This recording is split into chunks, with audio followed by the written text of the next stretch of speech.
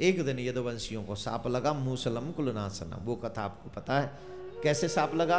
बोले एक, मैं हमेशा कहता हूं 3 लोगों का अपमान मत करो, नाम बताओ कौन है 3? ब्राह्मण, साधु और भक्त। और आज का व्यक्ति जानबूझ के उन्हीं का उपास पहले करता है, और यही हमारे विनाश की जड़ है। जो लोग कहते हैं ना हमें कुछ मिल नहीं रहा, शांति नहीं मिल रही, ये नहीं हो रहा, हमें नुकसान ही नुकसान हो रहा है, हमारा दिन पे दिन घाटा ही हो रहा है, हम अशांत होते जा रहे हैं, नींद नहीं आती, ये कहीं ना कहीं जो साधु संतों की चुगली आप करते हो, सुनते हो, ये उसी का परिणाम है। जब अधिक हो तो सुनो मत, चुपचाप निकल जाओ। और मैं तो कितनी बार कह चुका हूं, जो कोई आपके फोन पे बुराइयां करता हो उसे ब्लॉक कर दो। आप सुन रहे हो तो वो कर रहा है, और ये आपके हाथ की बात है। जितनी बुराई आप सुनोगे उतने ही पापी आप भी हो, और जिसकी बुराई होती है ना उसका पाप घटता है, और जो सुनता है जो करता है उन दोनों को लगता है। वैसे बहुत दयाशील लोग हैं दुनिया में, तो ये संत की, ब्राह्मण की, गुरु की, भक्त की, इनकी निंदा नहीं सुननी चाहिए, न करनी चाहिए। गौ हत्या के बराबर पाप लगता है, लेकिन आज के व्यक्ति को क्या फर्क पड़ता है, कितनी गौएं मारकर बैठा हुआ है। तो यदुवंशी एक बालक को साड़ी पहनाकर लेकर गए बच्चे संतों के पास। कहा महाराज ये गर्भवती स्त्री है, कृपा करके बताओ इसे पुत्र होगा पुत्री? तो ऋषि तो त्रिकालदर्शी थे, एक से एक बड़ा प्रकांड विद्वान संत थे वहां पर।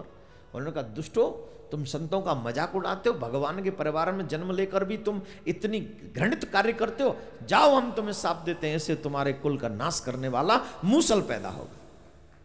और महाराज उसने साड़ी हटाई तो मूसल निकला। अब तो डर गया, उसे पीसा और पीस के सागर में बहाया, चूरा सागर में बह गया, लेकिन इतनी सी कील बची थी उसे भी सागर में फेंक दिया। तो चूरा बहकर लहरों के सहारे आ गया, उससे एल का नाम की घास बन गई, कील को मछली ने निगल लिया। मछली को शिकारी ने तीर के आगे लगा लिया। और एक दिन वही कुछ यदुवंशी मदिरा पान करके 2-4 आ गए, सब लोग वहीं पहुंचे हुए थे। तो एक दूसरे पर अपशब्द, एक जो मदिरा पान करके आए थे उन्होंने बोला, और जैसे ही अपशब्द बोला तो मेरे प्यारे एक दूसरे पर वही घास उखाड़ उखाड़ कर मारने लगे। वो घास ही तलवार का काम करने लगी। प्रभास क्षेत्र में यदुवंशी आपस में लड़कर, देखिए जो लोग मदिरा पान करते हैं ना, शरीर के लिए तो हानिकारक है ही, साथ में तुम्हारे चरित्र के लिए हानिकारक है। भगवान के परिवार में 2-3 पी के आ गए तो पूरा परिवार ही मिट गया, पूरा समाप्त हो गया। बलराम जी महाराज बचाने गए, भगवान ने कहा बस लीला पूरी हो गई, आप भी पधारो। तो भगवान ने जैसे ही कहा, बलराम जी ने एक क्षण का विलंब नहीं किया, बलराम जी के मुख से एक सर्प निकला, पाताल में गया, और वहां से स्वरूप धारण करके बलराम जी महाराज प्रस्थान करते हैं। अब भगवान श्री कृष्ण अपने परिवार को जाता हुआ देख रहे हैं, एक वृक्ष के नीचे बैठकर। देखो महाभारत का युद्ध अकेले जितवाने वाले अपने ही बच्चों को एक क्षण भी रोकने नहीं गए। ये देखिए भगवान के न्याय की भाषा क्या है, भगवान किस तरीके से न्याय करता है। महाभारत के युद्ध में 5 पांडवों में से एक को नहीं मरने दिया, एक को भी नहीं,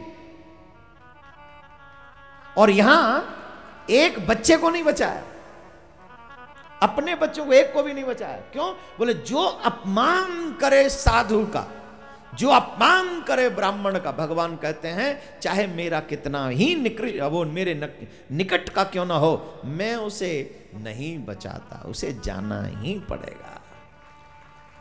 ये प्रमाण दिया भगवान ने। जो रात दिन लगे रहते हैं एक दूसरे की उल्टी सीधी, चुगली तो किसी की भी नहीं करनी चाहिए, बुराई तो दुश्मन की भी मत करो, उसकी भी बड़ाई करो जिससे तुम्हारे पुण्य बढ़े। चुगली कर पाप, दुश्मन की बुराई करोगे तो तुम्हारे पाप बढ़ेंगे, उसके पाप घट जाएंगे। तो एक तरीके से आप भलाई करते हो अपने दुश्मन की बुराई करके, उसके पाप घट जाते हैं, आपके पाप बढ़ जाते हैं। तो भगवान अपने चरण पे चरण रखकर विराजमान थे, सोच रहे थे, उतने में वो शिकारी आया और तीर चला दिया। भगवान के चरण को मृग का मुख समझे बैठा था, जैसे ही तीर लगा भगवान भी अपनी लीला पूरी। अब बहुत से लोग कहते हैं वो भगवान कैसे जो शिकारी के तीर से चले गए।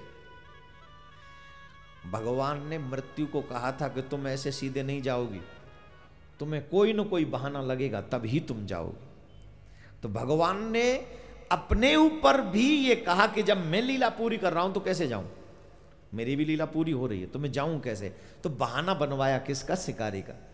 महाभारत के युद्ध में एक बाण जिसको न लगाओ, शिकारी का बाण उन्हें ले लेगा? नहीं।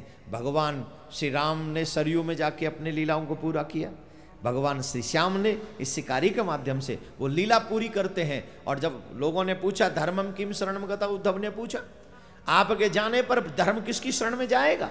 तो भगवान कहते मैं कभी नहीं जा रहा हूं, मैं अपने स्वरूप को भागवत में विराजमान करा कर जा रहा हूं। जो भी जीव भागवत की शरण में आकर बैठेगा, इसका मतलब है वो मेरी ही शरण में आएगा, और जो मांगेगा उसे वो प्राप्त होगा, जो मांगेगा उसे वो प्राप्त होगा।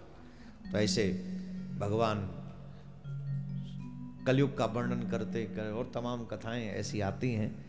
तो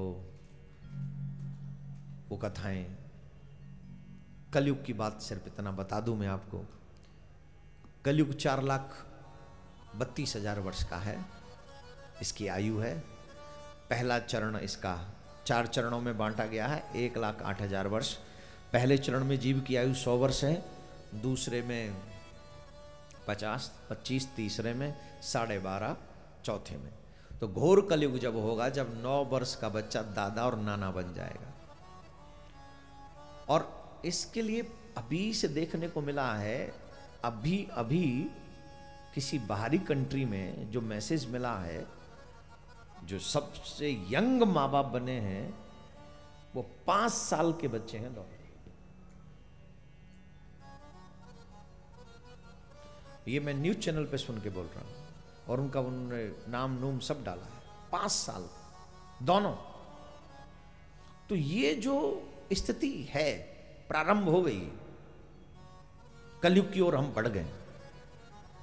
और कलयुग में ना कोई माँ रहेगी, ना बेटी रहेगी, ना बहन रहेगी, ना बाप रहेगा, ना भैया रहेगा, कोई रिश्ता सुरक्षित नहीं होगा। इवन मैं ये कहूं कि कलयुग में ये पता ही नहीं होगा कि किसकी औलाद है।